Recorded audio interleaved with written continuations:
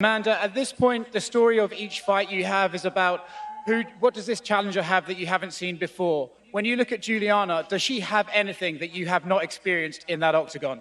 Honestly, what Juliana has is just not to lose, you know? So I just have to be sharp because I see her style many times in my whole career. Her best friend, Misha Tate, is like, if you watch Misha Tate fight, it's the same fighter right there. So I see before. Juliana, for you, I'm curious, what do you think of Amanda's assessment?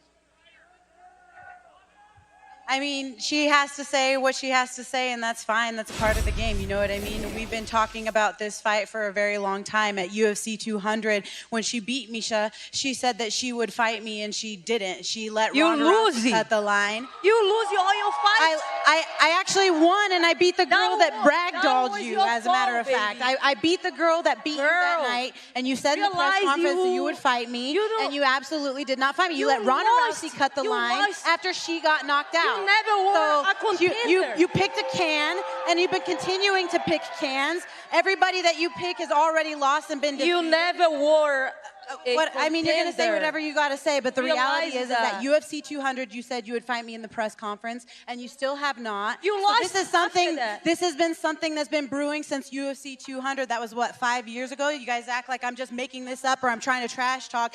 This is actually facts that have happened in my career. This is things that have actually happened. I'm not making this up. You said you would fight me at UFC 200. Sarah McMahon almost beat you. I beat Sarah McMahon years ago. Oh, big deal. So we both won and we both beat the same opponent. Who? We both beat Sarah McMahon. Oh, Germaine beat you. Okay, I beat Shayna Baszler before you beat Shayna Baszler. So big fucking deal. What does that have to do what with is anything? like? It doesn't make any sense what you're saying. If you think about what you're saying, it doesn't make any liar. sense. You're trying to say because you beat Sarah McMahon faster girl, than I did. It's beautiful for you. You talk the truth. I'm telling the truth. Here. I'm telling the truth. No, you don't. How am I not? You're trying to take my win away from Sarah McMahon. I beat people that you beat too. So all right, let me jump in the middle of this. Who's got the next question? This shit will go on all night, I promise you. Honestly, like I'm ready for everything. She bring it up Saturday. Honestly, I'm the kind of fighter. I don't play with my opponent.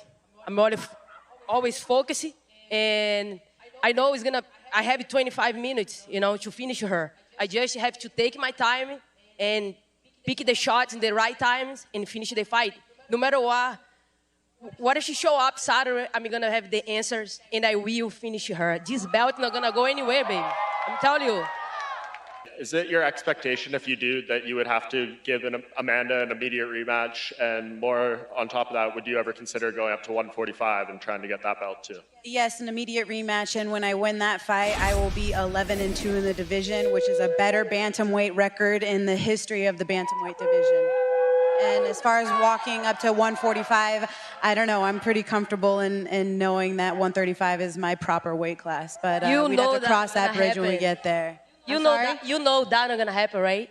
What's not gonna happen? You're not gonna be a champion, girl. Oh, we'll find out Saturday night. We will find out Saturday night. One of us is gonna be dead wrong. We will see. We will. Okay. Put it down in your head right now. We will sleep. Think about Put it down in your head because we were already supposed to fight and you had COVID. That is my time. My month. We'll see. December is my month, baby. We'll see. All right? All right. Amanda, it's been a while since you've had an opponent who was so adversarial. How much do you welcome all the fire that Juliana is bringing to this fight? She doesn't. She didn't show up. You know, of course, like, I take longer. I got the COVID. I have to recover, of course. I don't need to lie. Like, why am I gonna lie? I have COVID. Like, it's not... I did it, I recovered, now I'm here, ready to go, ready to kick Juliana's ass. So, it's gonna happen. Finally, one more for Cody. I know you're focused on Kai, but there is a man further down that table that you've had a lot of more words with on Twitter, so. Let's go. Hey, listen, this dude, he comes out here, and he does the thing, he walks his walk, he dresses, does the hair. But he's got different problems than no-love problems. He's got Julian to my right, and Julian is battle-tested in here way farther than he's ever been. Sean, any response to seeing Cody down further at the table? You talked a lot on Twitter, but now that he's further down the table, do you have anything else to say? You don't want to talk. He's won one fight since 2017. That's a good one. That's a good one. That's good. And you haven't fought anybody. Who the fuck have you fought?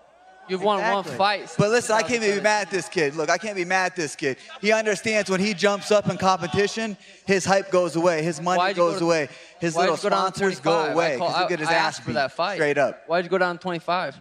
I thought I'll weigh in tomorrow at 25 and fight you at 35 and still kick your ass. That's how stupid you are. Why would you do that? Easy. It's your easy work. But I'm not worried about you. I'm focused on Kaya Sound a little worried. You should be. Can adults speak? Can I speak? You got Holy on. You sound a little worried. I sound what? A little worried? About what? Me? A fucking clown sitting to my left? Bro, I'll eat your hair like cotton candy. Let's just square up a little bit. I'll eat you like cotton candy. Square up look and like. just, Dana, can me and Cody square up just for the future? Please, let's do it. We'll do it right now. Square up.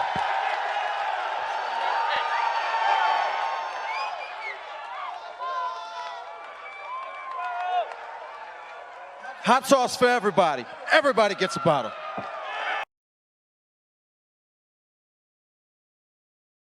Charles, obviously, 11 years in the UFC to get to this point, but there you are with the belt in front of you, sitting next to the women's GOAT. I just got to ask, what's the emotion for you as you sit there right now for the first time in that seat of honor? Charles, depois de 11 anos no UFC, depois da tua trajetória, você foi campeão e você está aqui na frente desse cinturão e do lado da melhor do mundo. Como é que você se sente hoje com isso? É uma longa trajetória, né? Do lado de uma grande campeã. Para mim é uma grande honra. Pô, eu tô aqui para isso. Eu quero estar do lado dos melhores, eu quero ser um dos melhores. A minha história foi feita para isso. It's a great honor to be here next to the GOAT. It's been a long path and my path has led to this. I'm here for this. I deserve this, and that's why I'm here. Charles, Dustin actually said earlier this week that he was happy for you when you won the belt because he's seen your journey, he knows what you've been through, and he was happy for you. So I'm curious, do you consider yourself a fan of Dustin? Have you enjoyed watching him and his journey? O Dustin falou essa semana que ele ficou muito feliz pela vitória, pela sua trajetória e por tudo que isso representa. Você se considera um fã do Dustin também pela trajetória dele? Com certeza, é uma história gigantesca, ele é um grande campeão, merece muito estar aqui e com certeza amanhã a gente vai fazer um grande show. By all means, he's got a great path here. It's a wonderful career. It's going to be a pleasure to fight him, and we're going to go through war tomorrow. Nice. Hey, Charles, we know how special the moment was to win the belt, so just ask you, what would this win for you mean? Your first title defense, what would this represent for you in your career? Depois de tudo que passou, o que significa para você defender esse título? O que significa uma vitória no sábado? Isso é um legado. Eu nasci para isso, eu nasci para estar aqui.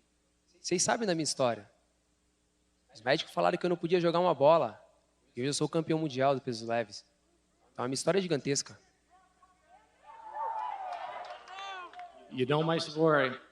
I have doctors when I was 10 years old telling me I couldn't even play ball. I was born to be here. My path has led to this. You're going to see this. I was made for this. Nice, thank you. Then Dustin, obviously for you. Let's go!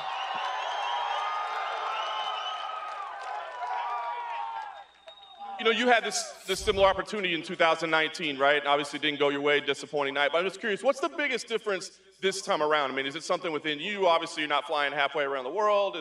What's the biggest difference this time? If I didn't advance in the last few years since that title fight, I wasted a few years. You know, I think I'm a better fighter, more well-rounded, and just a little bit better mentally. You know, in that fight with Khabib, when I got up and exposed my neck, maybe losing the round and taking that a little bit slower instead of losing the fight would have been a smarter decision. You know, just be smarter in my movements. I got a lot of experience, and that was another huge learning moment for me to put these, you know, these fights together. There's so much going on at all times in there, and small mistakes, small slip-ups like that can be detrimental.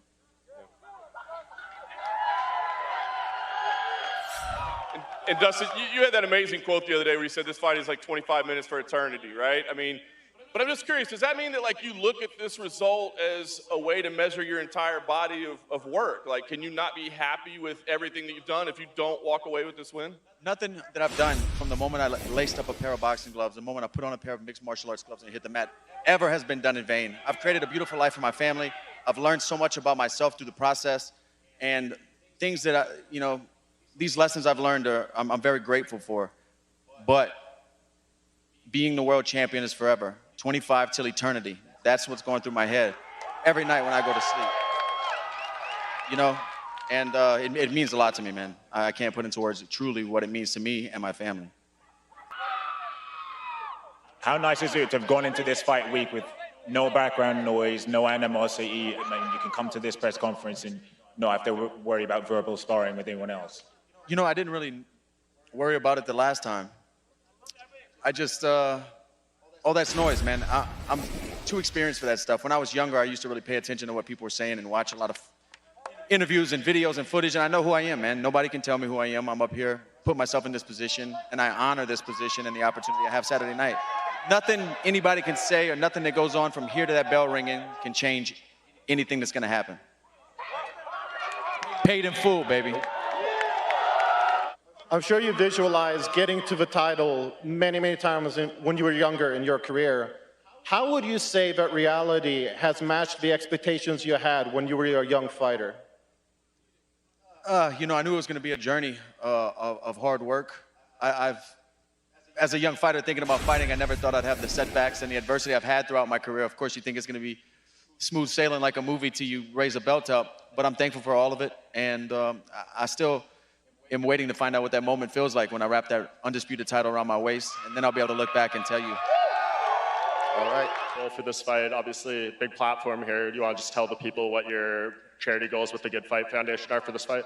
Yeah, for this fight, I'm going to be auctioning off everything I work to the Octagon, and we're raising money to provide 300,000 meals for Louisiana through Second Harvest Food Bank. Yeah, thank you, guys. Back before my foundation was an actual foundation, just when I was auctioning things off or selling on eBay and giving money to local charities, before I had my own charity, I did work with them and we raised 2,000 meals. And this is like circling back, and I'm just thankful for the position for sure.